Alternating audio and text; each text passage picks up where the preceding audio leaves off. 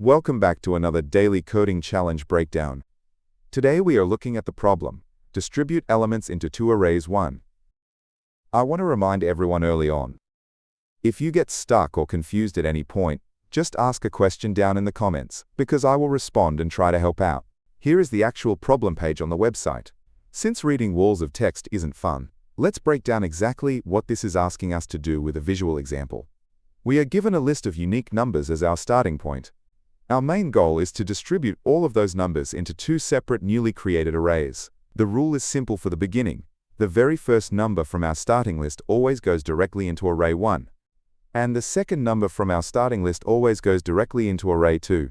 For every number after that, we have to make a choice by comparing the very last number we placed into array 1 against the very last number we placed into array 2.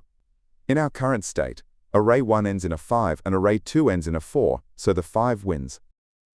Because array 1 had the bigger ending number, it gets to take the next number from our starting list, which is the 3. We keep repeating this. Now for the next number, which is 8, we look at the ends again, a 3 versus a 4. Array 2 has the bigger number this time, so array 2 gets the 8. Once we run out of numbers to sort, the final step is to just glue the second array onto the back of the first array to get our final answer. We are going to build the solution using Python first because it's very readable, but I will provide the full code for Java, C++, and JavaScript at the end of the video. The most straightforward way to solve this is to just literally simulate the exact process we just talked through. We can initialize two empty lists, drop the first two numbers in, and then use a loop to handle the rest based on that simple comparison rule. Here is the full code for that simulation approach. If you want to follow along and test this code yourself without typing it all out, you can copy it straight from my website at the link in the description. Now let's trace through how this works line by line. We start by grabbing the number at the 0 index for array 1, and the number at the 1 index for array 2. Then our loop starts at index 2, grabbing the next available number. We use -1 in Python to quickly grab the last item in our arrays and compare them. Since 2 is bigger than 1, we take the current number and append it to array 1.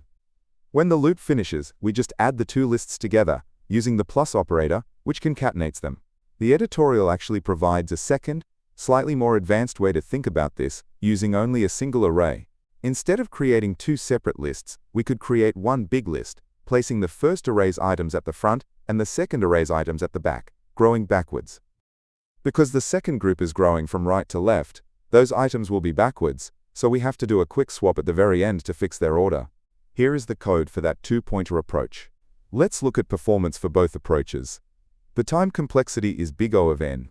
It's big O of n because we only have to loop through our list of numbers exactly one time, doing very fast comparisons along the way. The space complexity for the first simulation approach is big O of n. It takes big O of n space because we are creating entirely new arrays that will eventually hold every single number from our starting list. You should always consider edge cases, like what happens if the ending numbers are exactly the same. Luckily, the problem description guarantees that every number is unique, so we'll never have a tie, and there will always be at least 3 numbers to work with. As always, you might notice this video is narrated by AI. I built a system to generate these explanations instantly when a problem drops so I can study faster. I've recently changed the format to be faster and more visual based on feedback, so please let me know down in the comments if you prefer this style over the older ones.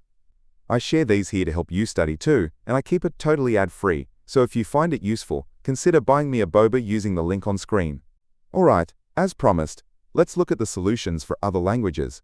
You can copy these directly from my site. Here is the simulation solution written in Java, using array lists, before converting back to a standard array.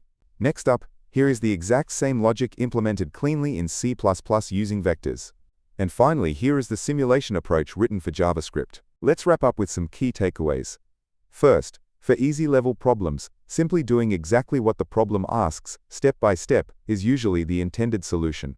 Second, if you use Python, remember that using an index of -1 is a fantastic shortcut for checking the last item in a list without needing to calculate the length. Before we finish, I want to mention I have another channel called Leetcode Unlocked, where my goal is to eventually solve literally every single problem on the platform. Please make sure to like, subscribe, and turn on notifications so you can get your daily streak done early. Keep coding, and I'll catch you in the next one.